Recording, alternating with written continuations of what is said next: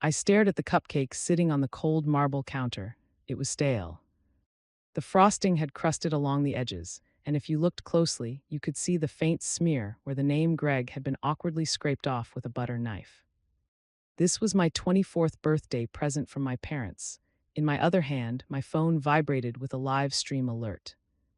On the screen, my brother Ryan was shouting with joy, gripping the steering wheel of a vintage Mustang worth $45,000. His birthday wasn't even until Tuesday. That was the exact moment the silence in the kitchen stopped feeling calm and started feeling like confinement. Before I tell you what I did with that cupcake, I need to ask you something.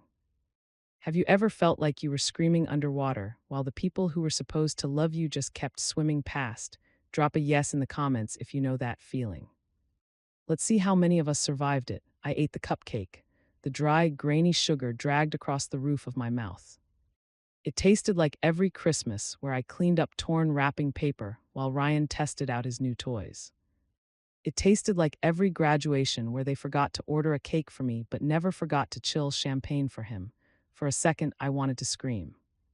Or hurl the plate against the wall and watch it shatter. But I swallowed it. Screaming is chaotic. Architects don't create chaos, we redesign it. I went upstairs to my bedroom, the one that still resembled a guest suite because Susan never allowed me to paint the walls, and pulled the red notebook from the bottom drawer of my desk. It was supposed to hold architectural sketches, blueprints, concepts of glass and steel structures I dreamed of building one day, spaces where every line had intention, every beam carried weight. But over the last year, the pages had transformed.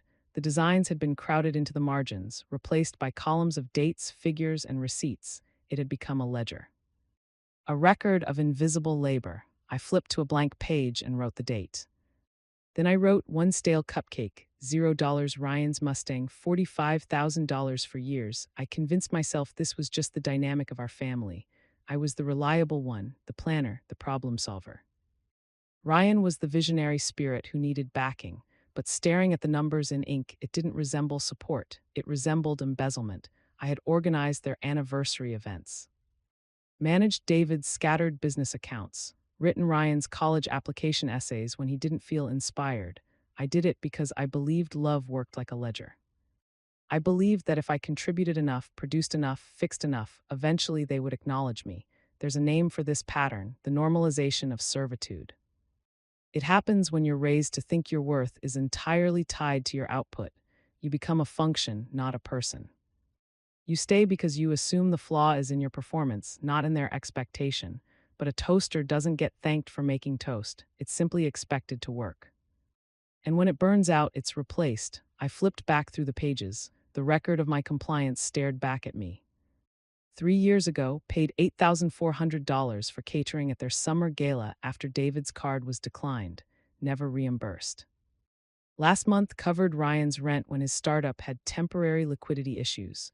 Susan promised repayment. It never came. The total at the bottom of the page made my stomach tighten. It wasn't only money, it was time, energy, dignity. My phone buzzed again, a text from Susan. Where are you? The caterers for Ryan's welcome dinner need to be let in, not happy birthday. Not how are you, just instruction. I looked from the text to the empty cupcake wrapper on my desk. Something inside me aligned, not a dramatic snap, a quiet click like a lock turning. I wasn't going to let the caterers in. In fact, I wasn't going to be there at all. I picked up my pen and added another entry, wedding planner fee $10,000. If they required a service, they would pay for it, and I would personally deliver the invoice. I remember the day my acceptance letter arrived for the architecture program. It was the only time I ever saw my father, David, look solemn. He sat me down in his leather armchair, the one I was rarely permitted to use, and explained that the market had collapsed. He said my grandmother's inheritance, the fund she had carefully designated for my education, had vanished, dissolved by forces beyond his control. I was 18. I believed him. I believed him so completely that I signed for $60,000 in student loans. I worked 3 jobs, skipped meals, skipped sleep. I carried that debt like a brick lodged in my chest, feeling guilty for even considering asking for help. But standing there, hearing Ryan rev the engine of his $45,000 Mustang, the arithmetic finally failed. If the market had erased my future, how did it finance his luxury? How did a family who couldn't afford tuition suddenly have cash for classic cars and spontaneous vacations? I realized I had been solving the wrong equation. It wasn't insolvency. It was misallocation. I waited until the house fell quiet. Susan and David left for a dinner party. Ryan went out to parade his new purchase. The house hummed softly, refrigerator, grandfather clock, nothing else. I walked into David's home office. I didn't need to force entry, I had a key. For 2 years, I had organized his files, digitized his receipts, prepared documents for the accountant. They had handed me access because they never imagined I would use it. I went directly to the filing cabinet labeled Archives. I wasn't interested in current accounts. I wanted history. I found the folder bearing my grandmother's name. My hands trembled not from fear but from a cold, steady fury. I opened it. The paperwork was intact. The trust hadn't evaporated in a crash. It hadn't suffered a failed investment. It had been drained methodically, intentionally over 5 years. I traced the withdrawals with my finger. August 12, $20,000 home improvement. That was the summer they installed the new pool deck, the one I wasn't allowed to use during parties because I was helping. November 4, $15,000 seed capital. Ryan's custom sneaker venture. It lasted 3 months. 3 days ago, $45,000 vehicle acquisition. I stared at the figures until they blurred. My grandmother didn't lose her money to the economy. She lost it to Ryan. My tuition, my security, my future, liquidated to fund hobbies and appearances. I wasn't merely excluded. I was the financier of the lifestyle that excluded me. I pulled out my phone and photographed everything. Every page, every transfer, every lie. I wasn't just wounded anymore. I was strategizing. I didn't need affection. I needed legal counsel. The next morning, Susan didn't ask if I would plan the wedding. She informed me. She swept into the kitchen in a cloud of perfume and entitlement and dropped a thick binder onto the table. Chloe wants a Hamptons aesthetic, she said brightly, as though the foundation of the house wasn't built on fraud. You'll manage the logistics. You know how Ryan gets overwhelmed. I looked at the binder. Mom, I have work and my student loan payments double next month. I can't just, she cut me off with a wounded sigh. Why do you always make everything about money? This is about your brother's happiness. It's a family effort. Then her voice softened into that conspiratorial whisper. If you help us with this, we can discuss assisting you with those loans later. Your father and I are arranging some liquidity. The lie was smooth, almost elegant, but I knew better now. For a split second, I wanted to throw the red notebook at her, to watch her composure fracture. I didn't. I nodded. Okay, I said. I'll need full access to the operating accounts to manage the budget properly. She smiled, relieved, dismissive. Of course. Just make it perfect. That afternoon, under the pretense of coordinating vendor deposits, I searched deeper through the digital records. I had seen the withdrawals. I hadn't seen the authorizations. Large trust transfers require signatures. If the account had been in my name, they would have needed mine. And then I found it. Document 404B, authorization for liquidation of assets. At the bottom of the page, Ashley Vance. The loops of the A were slightly exaggerated, the slant too sharp, but it was convincing enough for a banker who golfed with my father. The date beside the signature, October 14, 3 years ago, I froze. October 14. That was the day I was 300 miles away taking a midterm in structural dynamics. I remember because I had the flu and vomited in the trash can after submitting my exam. I wasn't here. I couldn't have signed it. The room tilted, the edges of my vision dimmed to gray. I stood too quickly, my chair scraping loudly against the floor, and stumbled down the hall into the powder room. I locked the door and slid down to the tile floor against the cold tile, gasping for air. My chest felt like it was being crushed by a steel beam. You might wonder why I didn't march out right then and call the police. Why didn't I storm into the living room and scream fraud? People ask that a lot about victims of familial betrayal. They ask, why did you stay? There is a psychological term for this. It's called the freeze response, but I call it the invisible chain. When a predator is a stranger, you run or you fight. But when the predator is the person who taught you how to tie your shoes, the person who made you soup when you were sick, your brain short-circuits. The betrayal is so immense, so contrary to the biological laws of survival, that your nervous system shuts down to protect you from the reality of it. You don't move because moving requires accepting that you are unsafe in the one place you are supposed to be protected. You freeze not because you are weak, but because you are trying to survive the shock. I sat on the floor for 20 minutes listening to the silence of the house. I let the shock wash over me cold and numbing. They hadn't just stolen from me, they had erased me. They had used my name to authorize my own destruction. When I finally stood up, I splashed cold water on my face. I looked at myself in the mirror. The girl who wanted their love was gone. The girl who wanted to be useful was dead. The woman looking back at me was an architect who had just found the structural flaw in the building, and she knew exactly how to bring it down. I unlocked the door and walked back to the kitchen. Susan was looking at fabric swatches. Well, she asked, not looking up, can we afford the imported paillon? Yes, I said, my voice steady, betraying nothing. We can afford everything. I'll take care of it all. I picked up the binder. I wasn't planning a wedding anymore. I was planning an execution. The lakeside estate was bathed in the kind of light photographers call the golden hour, that brief magical window where everything looks softer, richer, and more beautiful than it actually is. The garden was a masterpiece of my own design. I had spent weeks sourcing the imported peonies, arranging the seating charts to avoid family feuds, and ensuring the lighting was perfect for KH Low's Instagram feed. It was breathtaking, and I hated every inch of it. Ryan stood at the head table, champagne flute in hand, looking like a prince who had never been told no in his life. Chloe beamed beside him, her diamond ring, my tuition money sparkling under the fairy lights. The guests were laughing, drunk on open-bar cocktails, and the illusion of my family's success. I just want to say, Ryan began, his voice amplified by the sound system I had rented. How lucky I am, not just for Chloe, but for this family. We pull together, we make things happen. He paused for effect, grinning, and a special shout out to my little sister, Ashley. Best little assistant a guy could ask for. She really knows how to take orders. The crowd chuckled. Susan smiled, a tight, approving expression. That was my cue. That was the moment the script ended. I walked up to the microphone. Ryan tried to hand it off casually, expecting a sweet, stuttering tribute to his greatness. I took it firmly. I didn't smile. I placed the red notebook on the podium. Thank you, Ryan, I said. My voice didn't shake. It was terrifyingly calm, the voice of someone who has already run the calculations and knows the bridge is going to collapse. You're right, I do know how to take orders.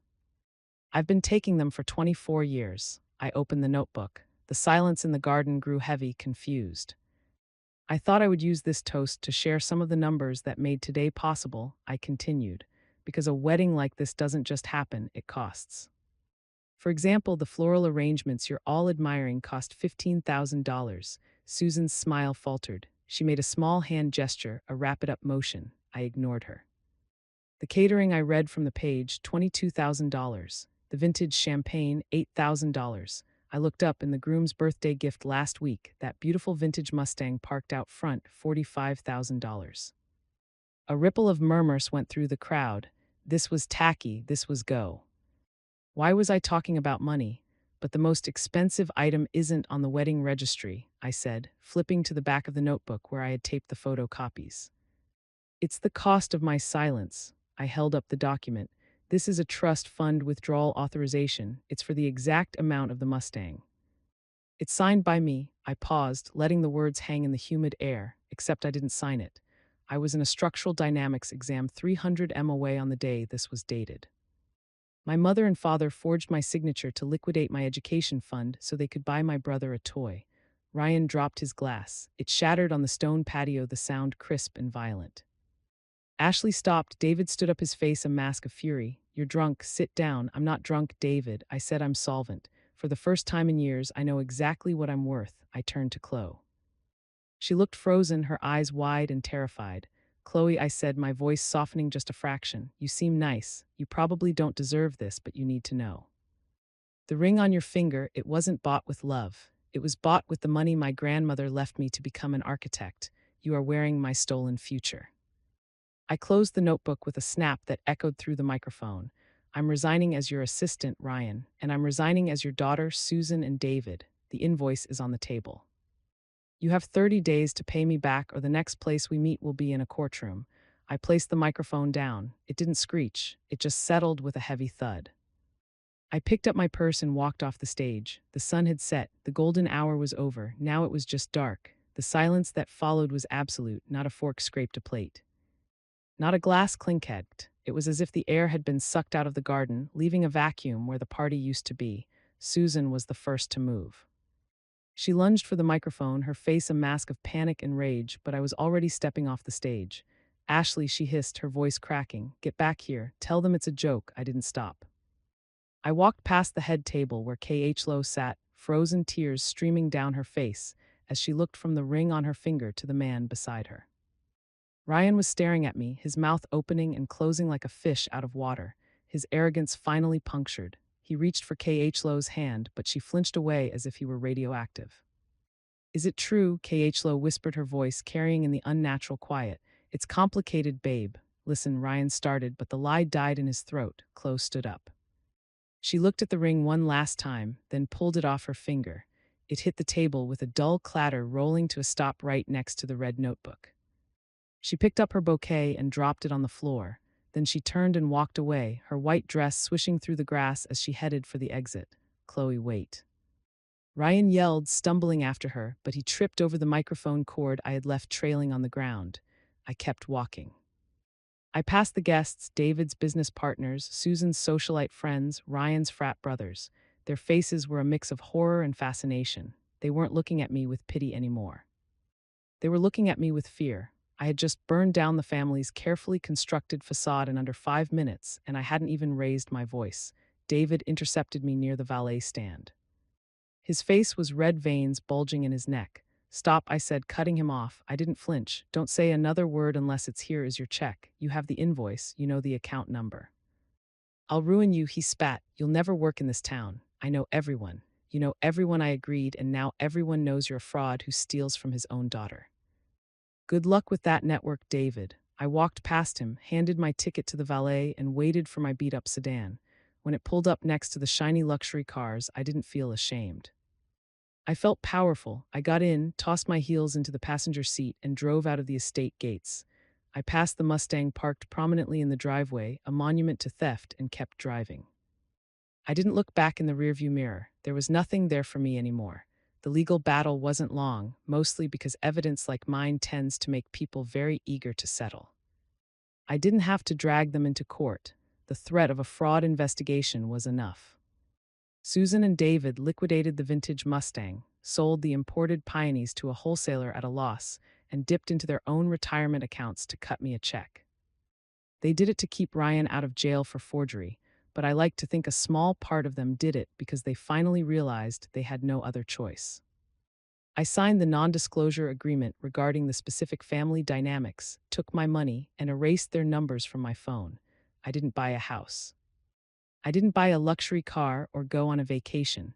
I bought a workspace. It's in an old industrial district on the 3rd floor of a converted warehouse. The elevator shakes when it goes up and the radiator hisses in the corner like a feral cat. But the light is magnificent. It pours through the floor to ceiling windows, illuminating the dust motes dancing in the air. It's gritty, it's imperfect, and it is entirely undeniably mine. I sit at my drafting table, the same red notebook open next to me, but the pages of debts are gone. I burned them. Now the pages are filled with schematics for a community library I'm designing for the city. It's a project that requires precision, empathy, and a lot of listening skills I honed, while being invisible skills I am now using to be indispensable. For a long time, I thought justice meant watching them suffer. I thought the climax of my story was the moment I humiliated them at the wedding, the moment their facade crumbled. And don't get me wrong, there was a visceral satisfaction in that. The adrenaline of destruction wears off, and if you aren't careful, you're left standing in the wreckage with nothing of your own. That's when I realized the truth about what I was doing here. There is a concept I call the justice of the sewer. Conventional revenge is about taking an eye for an eye, about balancing the scales by subtracting from the other person. But true justice, the kind that heals you, is about addition. It's about taking the manure they piled on you and using it to fertilize your own soil. My parents tried to bury me under expectations and servitude. They tried to make me small so my brother could feel big, but they made a critical error in their calculations. They forgot that when you bury a seed, you don't kill it. You give it exactly what it needs to grow. Every party I planned taught me logistics. Every crisis I managed for Ryan taught me crisis resolution. Every ledger I balanced taught me the value of transparency. I took the tools they forced into my hands and I sharpened them. I didn't just survive my family, I harvested them. I took the skills of the fixer and transmuted them into the skills of the architect. I looked down at the blueprint in front of me. The lines are clean, strong. This building will stand for decades. It will be a place where people come to learn, to connect, to be seen. All the things I craved in that cold, beautiful estate. I am not Ashley the assistant anymore. I am not Ashley the daughter. I am Ashley Vance, principal architect. I built a firm out of the debris of my past. I built a life out of the stolen tuition I reclaimed. And looking around the studio with its shaking elevator and beautiful light, I know that this is the only legacy that matters. They have their silence. I have my foundation and I am just getting started. They tried to bury me, but they didn't know I was a seed. If you are currently building your life from the ground up, hit that share button. Let's build our empires together.